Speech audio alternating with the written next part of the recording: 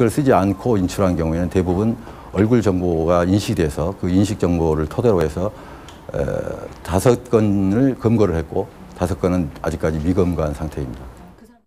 앞으로 마스크나 선글라스로 얼굴을 가리면 현금 인출기에서 돈을 못 찾도록 하는 방안을 경찰이 추진하고 있습니다. 현금 지급기에 얼굴 인식 프로그램을 달면 눈과 코, 입, 얼굴 선 등 얼굴의 윤곽을 파악해 아무런 이상이 없으면 돈을 지급합니다. 하지만 이렇게 마스크를 착용하고 예금 지급을 요청하게 되면 프로그램이 얼굴을 인식하지 못해서 지급 요청이 거절됩니다. 경찰은 얼굴 인식 프로그램이 보급되면 납치나 강도 절도, 보이스피싱과 같은 범죄를 쉽게 해결할 수 있고 범죄 예방 효과도 있을 걸로 기대하고 있습니다. 경찰은 이 프로그램을 현금 지급기에 설치하는 방안을 은행들과 협의하고 있습니다.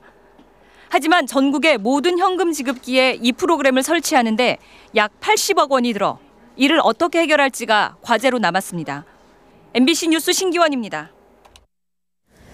단속 경찰의 거짓말에 속아 차를 빼다가 무면허로 적발됐다면 처벌을 받을까요? 법원이 이런 함정 수사는 위법이라며 제동을 걸었습니다. 강민구 기자가 취재했습니다. 서울 사당동의 주택가입니다.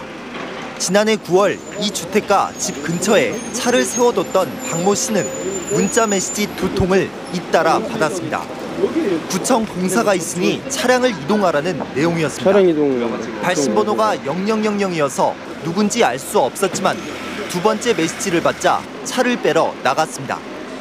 면허 정지 상태였던 박 씨는 20m쯤 차를 이동시키다 경찰관에게 무면허로 적발돼 현행범으로 체포됐고 재판에 넘겨지자 진정을 냈습니다.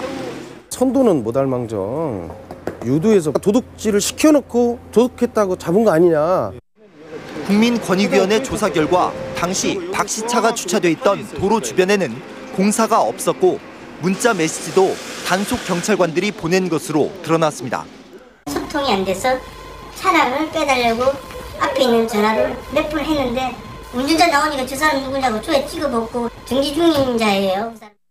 재판부는 무면허 운전에 의도가 없었는데도 경찰관이 계략을 써 무면허 운전을 하게 한 함정 수사여서 위법하다며 이에 따라 재판에 넘긴 것 자체가 무효라고 밝혔습니다. 경찰은 권익위의 징계 요구는 수용했지만 함정 단속을 인정할 수 없다며 가장 낮은 수준의 징계인 개고 처분을 내렸습니다. MBC 뉴스 강민구입니다.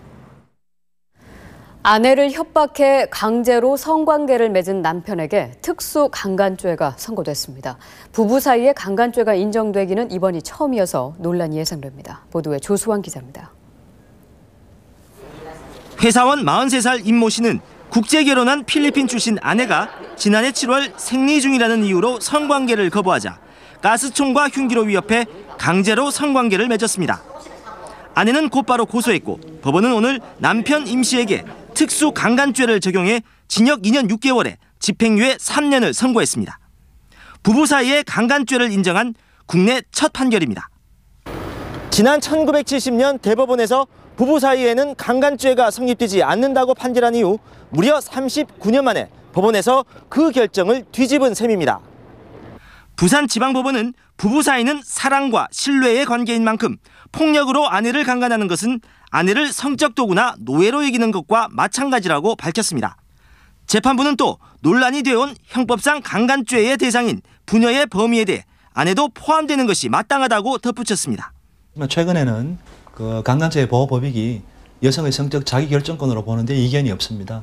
이러한 최근의 흐름을 중시하고 여성을 좀 더 보호한다는 입장에서 법률상 철을 강간의 대상으로 판단한 판결입니다. 재판부는 부부 중 한쪽이 성관계를 거부할 경우 취할 행동은 강간이 아닌 이혼이라는 점도 분명히 했습니다. 여성계와 법조계는 양성평등 시대에 걸맞는 판결이라며 대체적으로 환영의 뜻을 나타냈습니다. 반면 부부관계가 지나치게 제약을 받을 수 있고 이혼이나 재산 분할 등의 목적으로 악용될 소지가 있다는 우려의 목소리도 적지 않습니다. 이혼 판결이 여성의 권리를 보호하고 자유로운 인격권을 보장하겠다는 취지에서는 의미가 있습니다만은 항소심 그리고 대법원에 가서도 그것이 그대로 수용될 수 있을지는 앞으로도 논란이 계속될 것으로. 남편 임 씨는 강간에까지 이르게 된 과정이